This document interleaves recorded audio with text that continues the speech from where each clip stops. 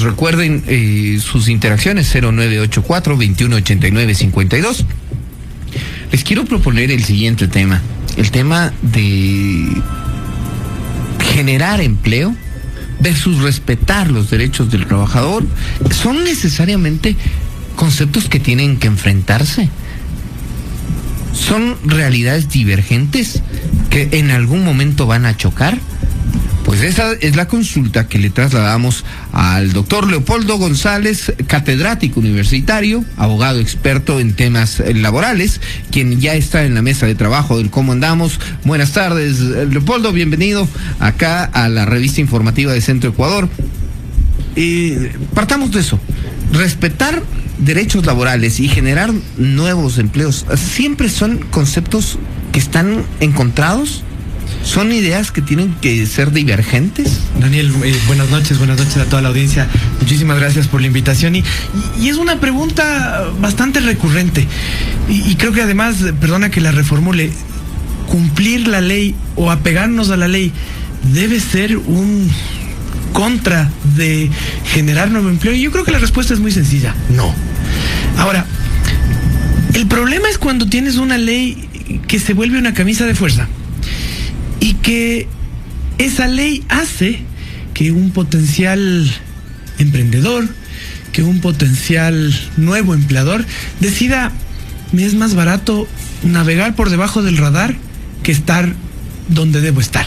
Y creo que eso es al final lo que muchas veces nos cuesta ver.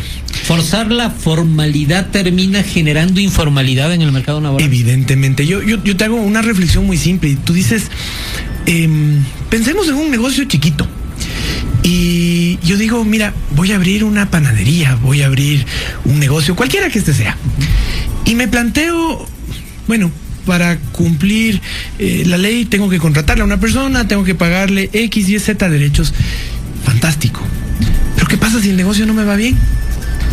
¿Qué pasa si es que no solo tengo que asumir la pérdida empresarial, sino que luego tengo que indemnizar a un trabajador por algo que no fue mi responsabilidad que me haya ido mal? No fue mi decisión cerrar el negocio. Y entonces ahí te pones y te planteas, ¿será realmente que las mejores leyes laborales son las más rígidas o las más proteccionistas? Las más proteccionistas. Y esta es una pregunta y es una discusión que el derecho laboral se ha hecho siempre. ¿Será que genero más empleo cuando tengo 10 leyes que no me dejan espacio a nada al empleador? ¿O genero más empleo cuando por el contrario pongo sí estándares mínimos? Porque creo que los derechos laborales hay que respetarlos y hay que, evidentemente no puede ser que un trabajador preste sus servicios y no le pagues, por ejemplo. No puede ser que un trabajador preste sus servicios y le pagues menos del mínimo legal. Pero sí debemos replantearnos esa pregunta de ¿cómo hacemos para que la gente tenga más incentivos de crear empleo? Pero doctor, aquí hay un problema. Yo creo que el Ecuador perdió la oportunidad porque hemos venido hablando todo el año de la bendita reforma, que viene la reforma, que va la reforma, que ya mismo la reforma, y la reforma no cuaja. Primero, me pareció un gravísimo error haberla mezclado con todas las demás leyes desde mayo. 400 y pico de artículos. Así es. No, pero desde mayo mismo, cuando se hizo el primer anuncio de que venía, era que la traten solita, ¿ya? Pero cuando la mezclaron, o sea, realmente, tal vez solo la Fanesca sale bien mezclando todo. No, porque de ahí salen unos brebajes medio raros. Entonces, si ya perdimos la oportunidad y con la debilidad política del gobierno actual, replantearse una reforma profunda, tal vez no va a ser posible, seamos concretos viendo el panorama. Puede venir algún tipo de reforma. ¿Cuál es la mínima indispensable en la situación actual, con su experiencia? La mínima indispensable para por lo menos mantener, precautelar los empleos actuales, ver si es que se puede generar nuevo empleo, pero sobre todo no ahuyentemos empleo. Mira, yo coincido contigo. Perdimos una oportunidad histórica, pero la verdad sea dicha, hemos intentado cambiar nuestra ley desde hace años. Tenemos un código y yo a veces digo, ¿qué tan difícil podría ser que yo me ponga a ver un partido de fútbol en una televisión del año 38? Seguramente pierdo definición, pierdo la visibilidad del juego, y eso pasa con nuestra ley laboral. Es una ley del año 1938 que pretende regular relaciones del año 2020. Pero cuando tú me preguntas cuáles son las reformas mínimas, dónde debería estar la tecla que deberíamos tocar. Así es. Yo creo que al menos deberíamos intentar hacer 3 cosas. La primera, creo que deberíamos generar un contrato que en verdad aliente a nuevos emprendedores. Un contrato que permita conectar ese nuevo empleo a nuevas ideas de negocio, pero que si es que esas nuevas ideas de negocio fracasan, no penalicen al empleador. Y si es que le sumamos, por ejemplo, que estas nuevas ideas de negocio se le incorporen encadenamientos, o sea, no te contrato, pero si es que tú eres costurera, podemos establecer una suerte de servicio de que tú me proveas de tus servicios y empezamos a generar este tipo de trabajos o de encadenamientos productivos en lugar de atarse a un contrato laboral necesariamente. Y yo te digo, mira, creo que eso puede ser un poco más complejo, porque cuando comienzas a hablar de encadenamientos productivos no laborales, la gente comienza a pensar en cómo evado la ley, y probablemente eso pueda ser un poco difícil. Pero lo que no te obsta es que, en efecto, si yo quiero ponerme una nueva pizzería y digo, bueno, señores, si la pizzería fracasa, bueno, nos iremos todos a la casa, pagaré el último de los derechos laborales. Pero no te voy a indemnizar como un despido intempestivo, por ejemplo. Y creo que esa es la primera tecla que yo intentaría tocar. Eliminar el despido intempestivo para nuevos emprendimientos. Generar una estructura para nuevos emprendimientos que prevea la posibilidad de que el negocio fracase. Pero solo para nuevos emprendimientos. No para nuevos restaurantes de la cadena que ya viene. ¿Sí me entiendes? Exactamente. Porque la zapada ya estaba listita, porque esto estaba en la ley que se habló, y estaba listita porque pusieron que también nuevos giros del mismo negocio. Claro, yo digo, o sea, dejémoslo en los nuevos, en los Wambras. Eventualmente, o sea, yo digo, creo que hay que comenzar por algo. Ya. Lo segundo, creo que tienes una rigidez demasiado marcada en los modelos laborales que tienes ahora. Por ejemplo, cuando tú tienes un pico de producción y quieres producir más, ¿por qué deberías penalizar eso con un recargo del 35%, que es lo que te manda la ley ahora? O cuando un empleado tuyo se enferma y quieres contratar su reemplazo, ¿por qué penalizar nuevamente ese contrato? Mira que hay una estadística del Ministerio de Trabajo que habla de que después de que se puso este famoso recargo a los contratos eventuales, el uso de esos contratos cayó. Se fue en picada. ¿Eso es menos empleo? Eso es menos empleo. ¿Por qué? Porque si, por ejemplo, yo tengo un negocio y pienso en un negocio chiquito, te vuelvo a hablar en la misma panadería y resulta ser que hago pasteles navideños. Y yo digo, bueno, ¿será que puedo contratar más gente para esta temporada? Y dices, perfecto. Pero estos nuevos ya no me cuestan pues $400, me cuestan 400 más un 35%. Porque es solo temporal. Porque es solo temporal. Tú dices, evidentemente no me conviene, pues porque los costos me suben, tengo que subir la producción y eso evidentemente te lleva, seguramente me resulta mejor contratarme a alguien al que le pago por día, no le afilo la seguridad social y se vuelve un desastre. Y creo que la tercera tecla está en cómo hago que las personas que ya están trabajando conmigo puedan mantener ese empleo. Y evidentemente el costo incremental año a año no sea un tema impredecible. Y estoy hablando del salario básico. Creo que el salario básico necesita irse revisando sobre factores técnicos. Creo que lo político no le hace bien a lo laboral, no le hace bien a muchas áreas del derecho, pero a lo laboral no le hace bien.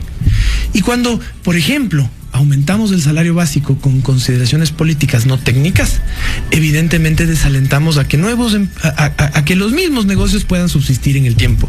Cuando mis ventas no suben en la misma magnitud que me suben el salario básico y no me suben el resto de prestaciones, eso se genera o se convierte en un problema.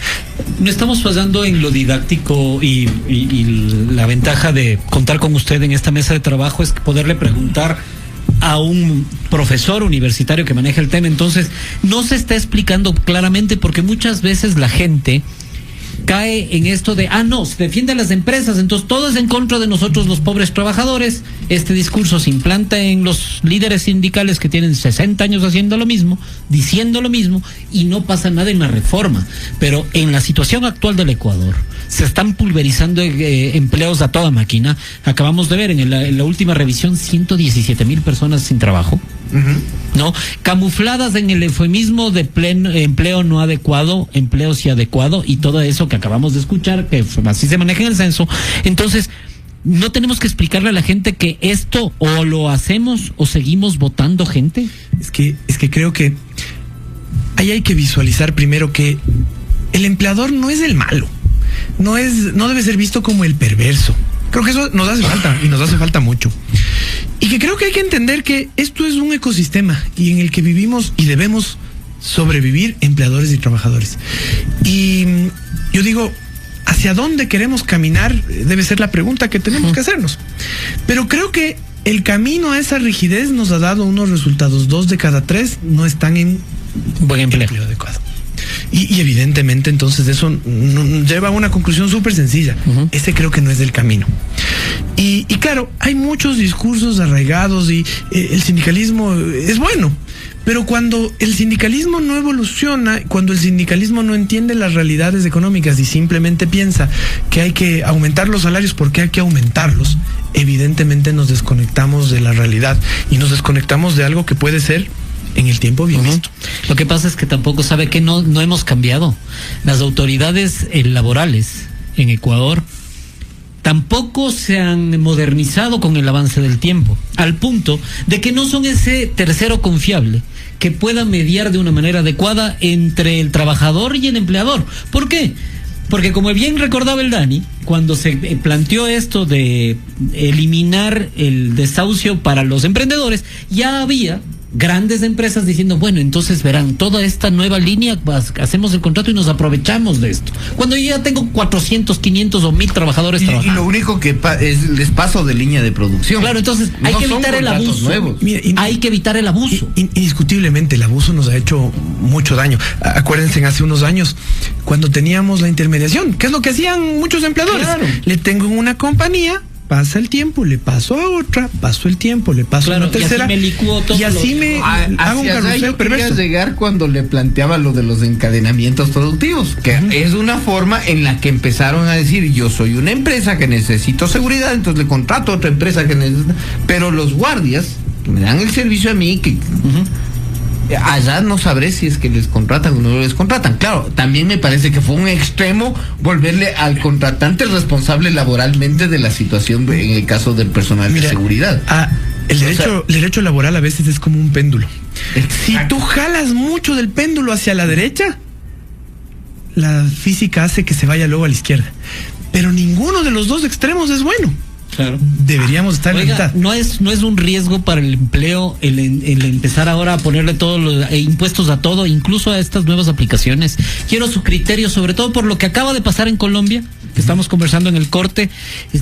Presionaron demasiado sobre una empresa, se fue. 80,000 colombianos sin trabajo. Mira, yo me pongo a pensar en un momento y conozco algunas personas que han visto en Uber una alternativa para conseguir fondos para su casa, en Globo y demás.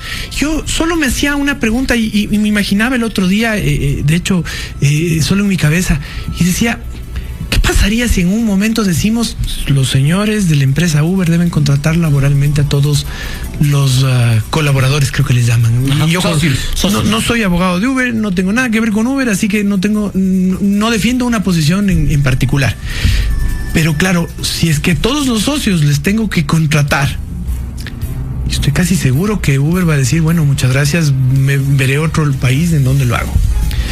Y eso es solo una forma bien sencilla de explicar que si no entiendo que, por ejemplo, a Uber debería buscarle una figura diferente, ¿por qué no pensar, por ejemplo, en reconocer eso como una figura de trabajo autónomo?